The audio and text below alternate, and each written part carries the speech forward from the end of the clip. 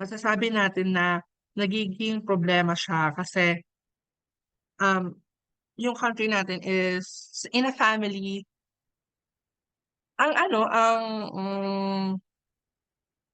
there's a small, there's a small chance na walang part ng LGBTQ sa isang pamilya. Especially na sa Pilipinas na kung saan talamak talaga yung mga kabaklaan, lesbian, trans, ganun and such. And by having this, alam niyo ba na mataas ang tsansa na hate crime ang mga homosexuality in our country even though talamak na sila sa atin.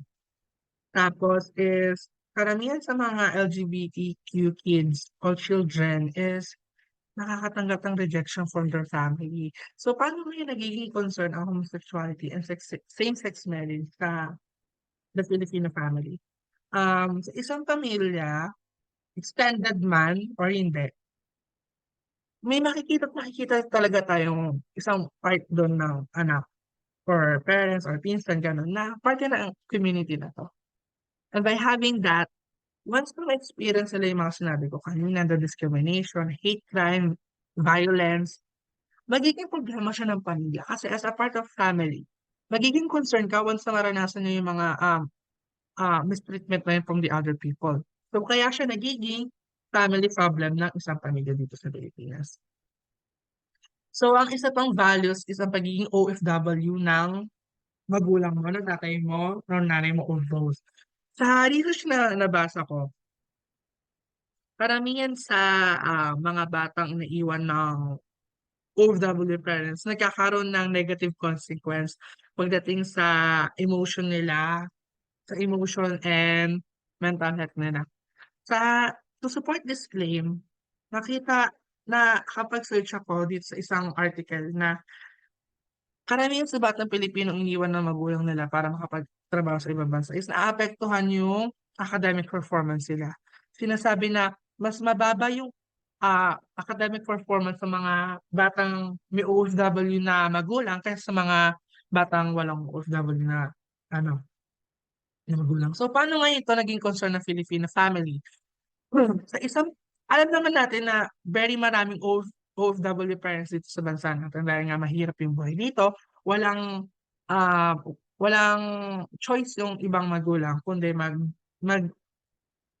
lipat ng ibang bansa to find opportunity there to support their family, to sustain the needs and wants of their family. So dahil dito, although good naman yung intention nila, may bad outcome siya sa mga anak nilang bata.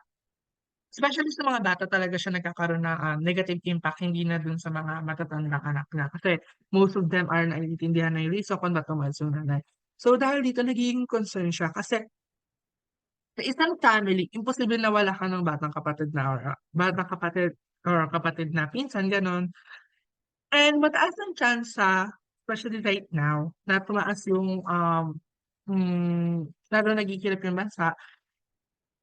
It is impossible na walang mga Filipino parents na mag-o-OFW para ma-sustain yung needs ng family na. And by that, mataas ang tsansa na marireceive ng bata yung negative impact ng isang OFW na magulang kasi nga sinasabi na most of these children are longing for connection sa magulang nila. And dahil nga wala yung magulang nila, nakakatanggap sila ngayon ng stress and that stress affect their performance in academic. Pero mostly kasi, hindi lang siya sa academic, nag nag-connect minsan sa social life or sa decision making ng isang bata. So, the last value is the negative side of technology. So, sa research na nahanap ko sa internet, maraming technology ang nagiging reason kung bakit nag-iiba ang behavior or attitude ng isang bata. Television, computer, internet. Ayan ang mga top technology right now na nagiging cause ng pagbabago ng behavior ng isang bata. Sa media naman, marami rin. Like, dahil sa super pag-consume natin ng media, nagkakaroon na hindi may iwasan na magkaroon ng addiction sa paggamit ng media. Especially na alam naman natin na very entertaining talaga yung media kasi nandiyan iba-iba uri ng entertainment. Cyberbullying sa mga social media account, of course, merong mga pambubully na even though sa tingin nila jokes lang, pero borderline bullying na talaga. Saka spread of misinformation. Makikita natin to sa last election, nakita natin na super talamak talaga ng misinformation and talaga naapektuhan ng maraming Pilipino nung panahon na yun. So, paano nga ba nagiging concern ang media and technology sa isang family dito sa Pilipinas? Ah, Aminin natin na karamihan talaga sa mga kabataang Pilipino ngayon is very addict pagdating sa pag-consume ng media and paggamit ng technology, iba't ibang technology katulad ng sinabi ko kanina. And that affects the family kasi once na very makonsume na sila ng technology and media, maapektuhan ngayon yung behavior and attitude nila towards their family and other people in the society. So, ito yung local research articles na nahanap ko to support my claim kanina. So, para dun sa gender inequality, kinuha ko yung isang research article na title is Gender Inequalities in the Context of Basic Education, a Literature Review. Sinasabi dito na marami ang nagiging factors ng gender inequality pagdating sa rights and education dito sa Pilipinas. Even though nagiging progressive na yung movements natin. So, ang recommendation nila is dapat our education system should aid this problem para ma-lessen yung cases ng gender gap pagdating sa education.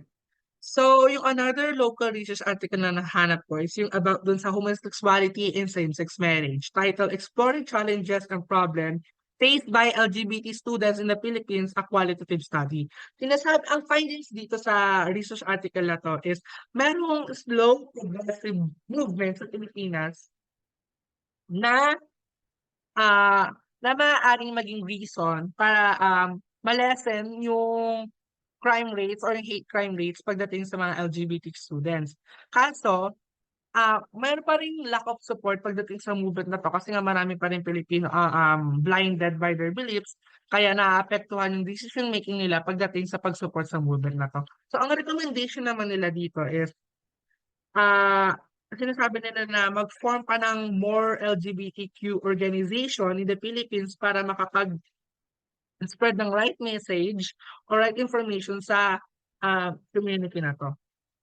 So the another local articles that I found is yung tungkol naman sa OFW parents, I have this article support the claims na merong ang epekto ang mga pag-alis ng magulang sa bansa sa kanilang mga anak. Sinasabi sa findings na to na nagkakaroon nga ng apekto ang pag-alis ng magulang sa bansa sa academic performance ng mga anak nila.